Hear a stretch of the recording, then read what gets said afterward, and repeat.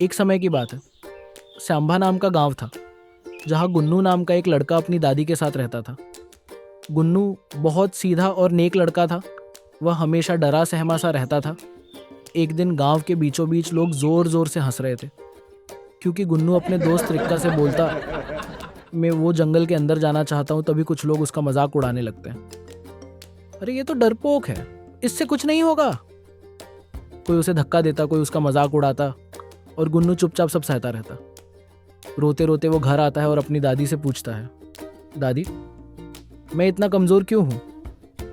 दादी मुस्कुराती है, उसके सिर पर हाथ रखती है और कहती है, बेटा रोते नहीं, एक दिन सब ठीक होगा, बस तू सच्चा रहे और खुश रहे। कुछ दिन बाद गांव में मेला लगता है। गुन्नू अपने दोस्त रिक्का के साथ मेला घूमने जाता है और पहली बार थोड़ा खुश दिखता है, लेकिन वही लोग फिर उसका मजाक उड़ाते हैं, उसकी चीज़ें गिरा देते हैं और सबके सामने उसे धक्का देते हैं। रिक्का भी डर के मारे कुछ नहीं करता, और इस बार गुन्नू अंदर से टूट जाता है।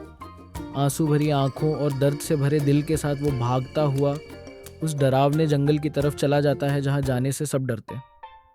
जंगल में अजीब सन्नाटा होता है। हवा खुद ब खुद चलती है, जैसे कोई उसे बुला रहा हो। तभी उसे दूर एक रोशनी दिखती है और पास जाने पर एक पुराना मंदिर नज़र आता है। जैसे ही वो अंदर जाता है, उसे अपने पिताजी की बात याद आती है। पूर्णिमा की रात 3 तारे साथ चमकेंगे और तब ये मंदिर अपना राज खुलेगा। गुन्नू आसमान देखता है, चांद और 3 तारे एक सीध में चमक रहे होते। दीवार पर एक चमकता हुआ निशान होता है, जो उसके गले के लॉकेट से बिल्कुल मिलता है। जैसे ही वो लॉकेट लगाता है, एक ज़ोरदार आवाज़ के साथ दरवाज़ा खुल जाता है।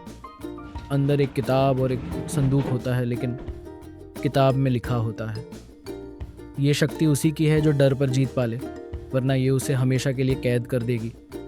गुन्नू हिम्मत जुटाता है, नियम के अनुसार पानी और चांदनी मिलाता है और संदूक खुल जाता है।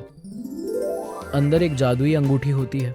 जैसे ही वो उसे पहनता है, उसे एक अजीब सा दृश्य दिखाई देता है।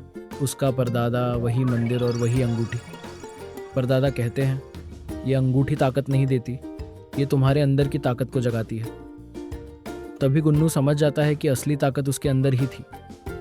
अगले दिन गांव में कुश्ती का मुकाबला होता है। सब हंसते हैं जब गुन्नू मैदान में उतरता है, लेकिन इस बार उसकी आंखों में डर नहीं बल्कि आत्मविश्वास होता है। वो एक एक करके सबको हरा देता है, बिना गुस्से और बिना डर के, और पूरा गांव हैरान रह जाता है। लेकिन उसी रात एक और सच्चाई सामने आती है। उसका दोस्त रिक्का ही उन लोगों को बुलाता था जो उसे तंग करते थे, और तभी कहानी में नया खतरा जन्म लेता है। दूर एक गांव में एक तांत्रिक कहता है, अंगूठी जाग चुकी है, जा उसे ढूंढ, आसपास के ही किसी गांव में है, असली खतरा अब शुरू होता है। दूर एक अंधेरे इलाके में एक खतरनाक इंसान रहता था, भिलाई। लोग उसके नाम से ही कांपते थे। उसकी आंखों में लालच और दिल में सिर्फ ताकत पाने की आग थी। सालों पहले उसे उसी जादुई अंगूठी के बारे में पता चला था। वो जानता था कि ये कोई साधारण चीज़ नहीं, बल्कि एक ऐसी शक्ति है जो इंसान को अजेय बना सकती है। इसी लालच में उसने गुन्नू के माता पिता को अगवा किया था। उसने उन्हें बहुत यातनाएं दी, सिर्फ एक बात जानने के लिए, अंगूठी कहाँ है।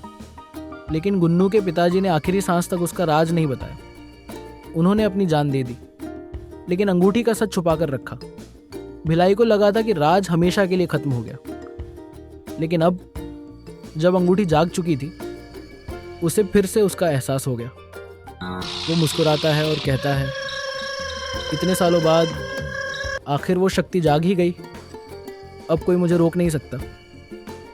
उसकी नज़र अब गुन्नू पर थी।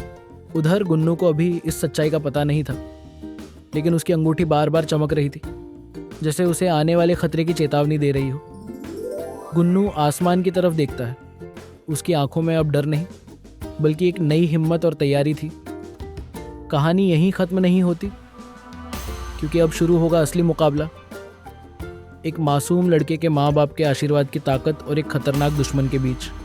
अगले पार्ट में क्या होता है देखने के लिए चैनल को सब्सक्राइब करें और वीडियो को लाइक ज़रूर करें।